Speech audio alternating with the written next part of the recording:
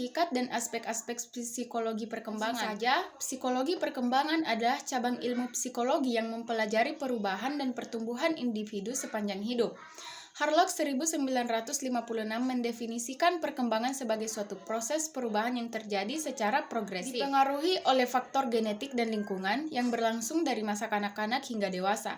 Proses perkembangan ini meliputi berbagai aspek, antara lain yaitu fisik, kognitif, sosial, dan emosional setiap individu. Setiap individu mengalami perubahan ini melalui tahapan yang saling berhubungan dan membentuk keseluruhan perkembangan pribadi. Tiga aspek utama dalam psikologi perkembangan adalah perkembangan fisik, kognitif, dan sosial. Nah, perkembangan fisik mencakup pertumbuhan tubuh, organ, dan kemampuan motorik. Piaget 1972 mengemukakan bahwa perkembangan kognitif individu berlangsung melalui 4 tahap, yaitu sensori motor, praoperasional, konkret operasional, dan formal operasional, yang mencerminkan perubahan dalam cara berpikir dan memahami dunia. Di sisi lain, perkembangan sosial dan emosional lebih berfokus pada interaksi sosial dan kemampuan individu dalam mengelola emosi, seperti yang dijelaskan dalam teori psikososial Erik Erikson 1980, yang menyoroti pentingnya konflik-konflik yang perlu diselesaikan di setiap tahap kehidupan. Selanjutnya, materi yang kedua yaitu hakikat perkembangan. Saja, perkembangan adalah proses perubahan yang terjadi pada individu sepanjang hidup, baik dari segi fisik, kognitif, sosial, dan emosional. Harlock 1956 menjelaskan bahwa perkembangan adalah perubahan yang berlangsung secara bertahap dan terorganisir, mulai dari masa bayi hingga dewasa. Perubahan ini dipengaruhi oleh internal seperti genetik dan kematangan, serta faktor eksternal seperti pengalaman dan lingkungan. Nah, setiap individu memiliki jalur perkembangan yang unik, meskipun pola umum dari tahapan-tahapan tersebut dapat diidentifikasi. Proses perkembangan tidak terjadi secara instan, melainkan melalui tahap-tahap yang saling terkait. Piaget 1972 menjelaskan bahwa perkembangan kognitif individu juga berlangsung dalam 4 tahap utama yang mencerminkan peningkatan kemampuan berpikir dari tahap sensori motor, praoperasional, konkret operasional, hingga formal operasional. Selain itu, Erikson 1980 menambahkan dimensi psikososial dalam perkembangan dengan menekankan bahwa individu harus melalui berbagai konflik psikologi pada setiap tahap untuk mencapai perkembangan yang sehat. Materi yang ketiga yaitu periode dan tugas perkembangan. Perkembangan manusia dapat dibagi menjadi berbagai periode kehidupan yang masing-masing memiliki tugas perkembangan yang spesifik. Menurut Erik Erikson 1980, kehidupan manusia terdiri dari 8 tahap psikososial yang harus dilalui oleh individu, dimulai dari masa bayi hingga dewasa. Pada setiap tahap, individu menghadapi tugas perkembangan yang perlu diselesaikan untuk membangun identitas yang sehat dan menghadapi tantangan kehidupan dengan cara yang adaptif. Misalnya, pada masa kanak-kanak, tugas perkembangan utamanya adalah membangun rasa percaya dan kemandirian. Sedangkan pada masa dewasa muda, tugas utamanya adalah membangun hubungan yang intim dengan orang lain. Selain itu, Piaget 1972 mengidentifikasi 4 tahap utama dalam perkembangan kognitif anak, yaitu sensori motor, reoperasional, konkret operasional, dan formal operasional. Setiap tahap memiliki tugas perkembangan yang berhubungan dengan peningkatan kemampuan yang berpikir dan pemahaman anak terhadap dunia di sekitarnya. Nah, tugas perkembangan ini sangat penting karena membantu anak mengatasi tantangan kognitif sesuai dengan tahap usianya. Perkembangan ini memungkinkan anak untuk berpikir lebih kompleks dan memahami konsep-konsep abstrak yang lebih besar. Langsung saja, materi yang keempat adalah faktor-faktor yang mempengaruhi perkembangan, faktor genetik dan faktor lingkungan. Perkembangan individu dipengaruhi oleh 2 faktor utama, faktor genetik dan faktor lingkungan. Faktor genetik yang terdiri dari warisan genetik yang diturunkan dari orang tua memainkan peran penting dalam perkembangan fisik dan kognitif. Genetik menentukan aspek-aspek dasar seperti tinggi badan, warna mata, dan kecenderungan terhadap penyakit tertentu. Namun, meskipun faktor genetik mempengaruhi potensi dasar individu, tidak semua perkembangan ditentukan oleh genetika. Sebagian besar perkembangan terjadi karena interaksi antar faktor genetik dan lingkungan yang mempengaruhi cara individu tumbuh dan berkembang. Faktor lingkungan di sisi lain mencakup berbagai aspek yang eksternal yang dapat mempengaruhi perkembangan individu. Ini termasuk pengaruh keluarga, teman, pendidikan, budaya, serta kondisi dan ekonomi tempat seseorang tumbuh. Harlock 1956 menjelaskan bahwa meskipun faktor genetik memberikan fondasi bagi individu, faktor lingkungan memiliki pengaruh yang signifikan dalam membentuk kepribadian dan keterampilan, kemampuan individu. Lingkungan yang kaya akan stimulan seperti pendidikan yang baik dan dukungan sosial yang positif dapat mempercepat perkembangan kognitif dan sosial anak. Sebaliknya, lingkungan yang penuh tekanan atau kekurangan sumber daya dapat menghambat perkembangan mereka. Selanjutnya, materi yang kelima yaitu karakteristik perkembangan anak usia dini. Perkembangan anak usia dini mencakup perubahan fisik, kognitif, sosial, dan emosional yang terjadi pada anak dalam rentang usia 0 hingga 6 tahun. Pada usia ini, anak mengalami perkembangan fisik yang pesat seperti peningkatan tinggi badan, berat badan, serta kemampuan motorik kasar dan halus. Menurut Harlock 1956, periode ini merupakan masa yang sangat penting bagi perkembangan otak, di mana otak anak mengalami pertumbuhan yang cepat dan mampu menyerap berbagai informasi serta stimulasi dari lingkungan sekitar. Di sisi kognitif, anak usia dini mulai mengembangkan kemampuan yang berpikir yang lebih kompleks. Meskipun masih terbilang egosentris dan konkret, Piaget 1972 menjelaskan bahwa pada tahap praoperasional usia 2 hingga 7 tahun, anak mulai menggunakan simbol-simbol dalam berpikir, namun pemikiran mereka masih terbatas dan tidak sepenuhnya logis.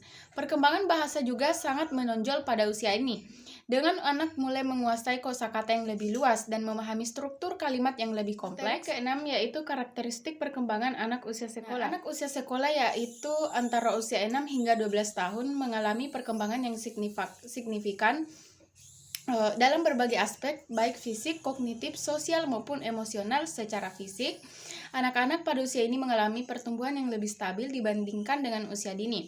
Mereka memiliki kemampuan motorik yang semakin terkoordinasi seperti keterampilan menulis, menggambar, dan berolahraga. Harlock 1956 menyatakan bahwa perkembangan fisik anak pada usia ini sangat dipengaruhi oleh faktor lingkungan seperti gizi dan aktivitas fisik yang mereka lakukan. Materi yang ketujuh yaitu karakteristik perkembangan remaja. Masa remaja adalah periode transisi yang sangat penting dalam kehidupan manusia, biasanya terjadi antara usia 12 hingga 18 tahun, dan ditandai oleh perubahan fisik, kognitif, sosial, dan emosional yang pesat. Secara fisik, remaja mengalami pubertas yang melibatkan perubahan hormon yang signifikan, seperti pertumbuhan tubuh yang cepat, perubahan suara serta perkembangan seksual yang sekunder. Menurut Harlock 1956, masa remaja merupakan periode penting untuk perkembangan fisik yang mempengaruhi bagaimana remaja berinteraksi dengan dunia sosial mereka dan membentuk persepsi. Secara kognitif, remaja mulai beralih dari berpikir konkret ke berpikir abstrak yang memungkinkan mereka untuk memikirkan konsep-konsep yang lebih kompleks seperti moralitas, keadilan, dan kebebasan.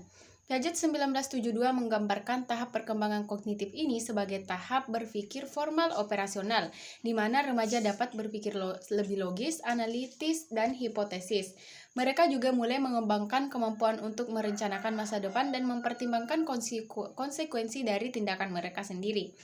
Pada tahap ini, remaja mulai lebih independen dalam membuat keputusan. Selanjutnya adalah materi ke-8 yaitu karakteristik perkembangan masa dewasa. Pada masa dewasa dimulai pada usia sekitar 18 tahun dan berlangsung hingga usia lanjut, di mana individu mengalami perkembangan yang lebih stabil dibandingkan masa kanak-kanak dan remaja. Secara fisik, masa dewasa awal 18-40 tahun ditandai dengan puncak kekuasaan fisik dan kesehatan.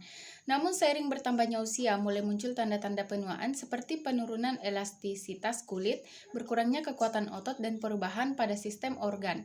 Harlock 1956 menjelaskan bahwa meskipun tubuh mulai menua, perkembangan fisik pada masa dewasa relatif lebih stabil dan berlangsung lebih lambat dibandingkan dengan masa kanak-kanak atau remaja. Di sisi kognitif, individu pada masa dewasa menunjukkan kemampuan berpikir yang lebih matang dan kompleks. Menurut Piaget 1972, pada masa dewasa, seseorang berada dalam tahap berpikir post-formal yang memungkinkan mereka untuk berpikir lebih fleksibel dan mempertimbangkan berbagai perspektif dalam membuat keputusan.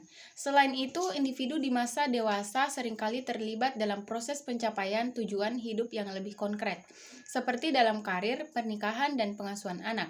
Keterampilan kognitif yang matang juga membantu mereka untuk mengatasi tantangan hidup dengan lebih efektif. Materi ke-9 yaitu perkembangan masa dewasa merupakan periode kehidupan yang penting dan mencakup berbagai aspek fisik, kognitif, dan sosial. Secara fisik, masa dewasa ditandai dengan puncak kekuatan tubuh pada usia dewasa muda, yang kemudian mulai mengalami penurunan seiring bertambahnya usia, seperti penurunan elastisitas kulit, kepadatan tulang, dan kemampuan kognitif.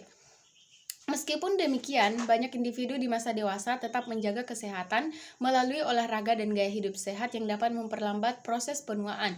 Secara kognitif, orang dewasa memiliki kemampuan berpikir yang lebih matang, namun kemampuan memori dan kecepatan pemrosesan informasi cenderung menurun di usia dewasa akhir. Individu sering fokus pada pencapaian tujuan karir dan hubungan pribadi di usia dewasa tengah. Seringkali terjadi refleksi terhadap pencapaian hidup, terkadang diiringi dengan krisis identitas atau pertanyaan tentang makna hidup.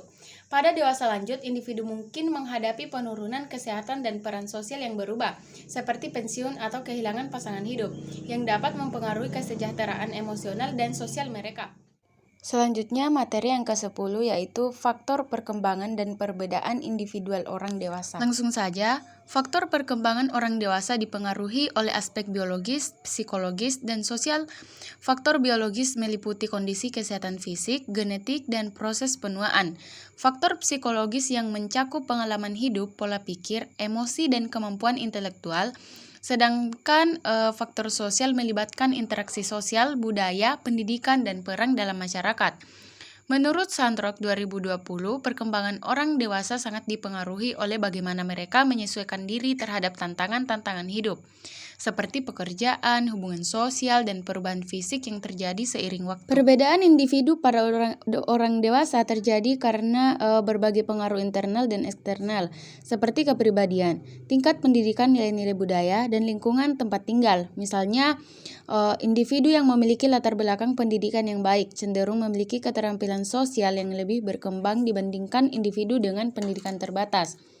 Papalia dan Martole 2018 menyatakan bahwa perbedaan-perbedaan ini penting dalam memahami kebutuhan individu dewasa, terutama dalam konteks pekerjaan dan hubungan interpersonal. Selanjutnya, materi ke-11 yaitu kebutuhan anak usia SD dan orang dewasa. Langsung saja, kebutuhan anak usia sekolah dasar SD meliputi aspek fisik, psikologi, dan sosial.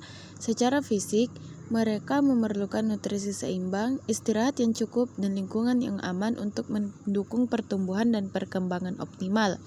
Secara psikologis, anak-anak pada tahap ini membutuhkan kasih sayang, perhatian, dan dukungan dari orang tua serta guru untuk membangun rasa percaya diri dan keamanan emosional. Selain itu, kebutuhan akan interaksi sosial dengan teman sebaya menjadi penting untuk mengembangkan keterampilan sosial dan empati. Sementara itu, kebutuhan orang dewasa lebih kompleks dan bervariasi tergantung pada peran dan tanggung jawab yang diemban. Secara umum, kebutuhan orang dewasa mencakup pemenuhan aspek fisiologis seperti makanan, tempat tinggal, dan kesehatan. Selain itu, kebutuhan akan aktualisasi diri, penghargaan, dan hubungan sosial yang bermakna menjadi penting dalam kehidupan mereka. Menurut teori hierarki kebutuhan Maslow, setelah kebutuhan dasar terpenuhi, individu akan berfokus kepada pemenuhan kebutuhan yang lebih tinggi, seperti penghargaan dan aktualisasi. Selanjutnya, materi ke-12 yaitu implikasi karakteristik peserta didik terhadap penyelenggaraan pendidikan. Langsung saja, karakteristik peserta didik seperti usia, minat, kemampuan, latar belakang sosial, budaya, dan gaya belajar memiliki implikasi langsung terhadap penyelenggaraan pendidikan. Guru dan lembaga pendidikan perlu merancang kurikulum, metode pembelajaran, dan evaluasi yang sesuai dengan kebutuhan peserta didik. Misalnya kayak peserta didik di usia dini itu membutuhkan pendekatan pembelajaran berbasis permainan. Sedangkan peserta didik usia remaja lebih membutuhkan diskusi interaktif dan pengembangan pemikiran kritis. Memahami karakteristik ini membantu menciptakan lingkungan belajar yang inklusif, relevan, dan efektif untuk semua siswa. Selain itu, penyelenggaraan pendidikan harus memperhatikan perbedaan individual peserta didik untuk mendorong potensi terbaik mereka. Hal ini mencakup pengelolaan kelas yang adaptif, penggunaan teknologi pendidikan, serta program remedial atau akselerasi bagi siswa yang dengan kebutuhan khusus. Dengan demikian, pendidikan dapat memberikan pengalaman belajar yang bermakna, serta membentuk individu yang mandiri, kreatif, dan bertanggung jawab di masyarakat. Materi yang ke-13 yang terakhir yaitu implikasi karakteristik peserta didik terhadap penyelenggaraan pendidikan. Langsung saja, karakteristik peserta didik seperti usia, tingkat perkembangan kognitif, emosional, sosial, dan latar belakang budaya memengaruhi cara mereka menerima dan memproses informasi. Jean Piaget berpendapat bahwa anak-anak belajar sesuai dengan tahap perkembangan kognitifnya, sehingga metode pembelajaran harus disesuaikan dengan kemampuan berpikir mereka. Misalnya, anak usia sekolah dasar membutuhkan pendekatan konkret operasional, sementara remaja memerlukan pendekatan abstrak formal. Oleh karena itu, penyelenggaraan pendidikan harus dirancang untuk mendukung perkembangan optimal peserta didik melalui pendekatan yang sesuai dengan karakteristik mereka. Selain itu, Vygotsky menekankan pentingnya interaksi sosial dalam proses belajar melalui konsep Zone of Proximal Development (ZPD). Guru perlu mengidentifikasi zona perkembangan ini untuk memberikan bimbingan yang sesuai dengan mendorong siswa mencapai potensi maksimalnya. Dengan memahami karakteristik peserta didik, penyelenggaraan pendidikan dapat merancang strategi yang inklusif dan responsif terhadap kebutuhan individual, sehingga menciptakan pengalaman belajar yang bermakna bagi semua siswa.